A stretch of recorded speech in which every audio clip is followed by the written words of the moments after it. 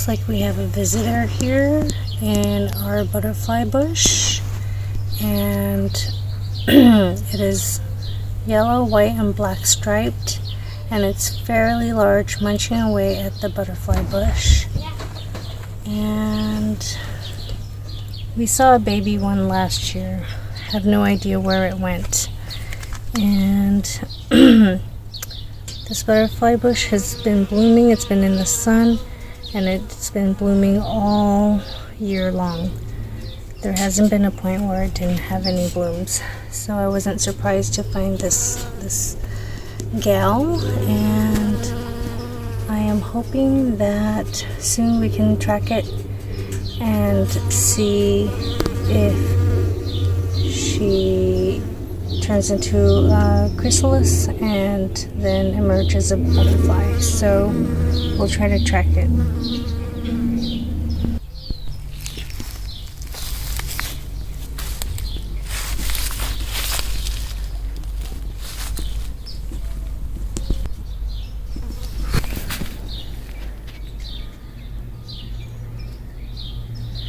Here we have hollyhocks in full bloom. Just so many, and more to bloom soon.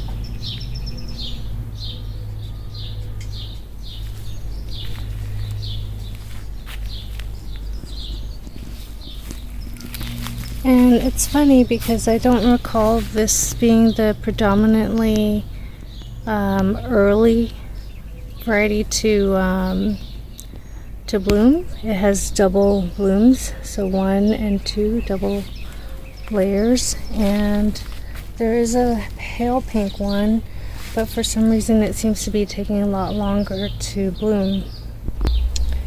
The newest plumeria with the rainbow color is starting to make leaves on all the branches, so I know it's doing well. It's not root rotting. I've been trying to keep it dry. We treat it almost like a cacti.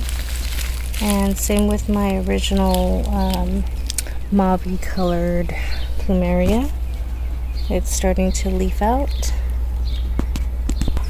The borage is going crazy. I mean, it is blooming all over the place, and it's swarmed with bees everywhere, and I love it because almost in every part of my garden there's something that the bees can enjoy, whether it be borage, Thai basil, holy basil, hollyhocks, marigolds, what else, brassica blossoms. Sunflowers are starting to come up. Pretty soon the green beans, which are actually taking a long time to come up, pretty soon they'll grow and have blooms. And that's just a bunch of cantaloupe seeds I threw into the dirt, hoping it will come up. Pretty soon there'll be dahlias, asters, more evening sun fall looking sunflowers. There are double Dutch rose cosmos, more sunflowers, osteospermum, marigolds, these yellow flowers that I thought were calendula, but they might be other osteospermum or some other flower. Lavender, a butterfly bush that's in the shade, so it's not blooming flowers yet, but it's definitely thriving. It's humongous, very lush. As I said, lots of brassica blooms that the bees are loving. Marigolds tucked away along with the brassicas to keep pests away. Some Gerber daisies, some chrysanthemums, really huge pom-pom flowers. Lots of blooms from fruit trees. So many that the bees and butterflies can enjoy. Here's a little baby apple. Wow, that's the first time I've seen that. That is so amazing. Society garlic blooms. Feijoa blooms. More feijoa blooms. Upcoming Asiatic lily blooms. Marigolds tucked away in the plants. Calendula. Citrus tree blooms. Pomegranate blossoms that are thriving. I mean, this whole tree is just red and green. So Christmassy. So pretty. Really colorful. I mean, it's just packed to the gills with red. And I saw some bees swarming around here as well. Love it, love it, love it. This is what I've been working hard for, and I'm seeing it thrive.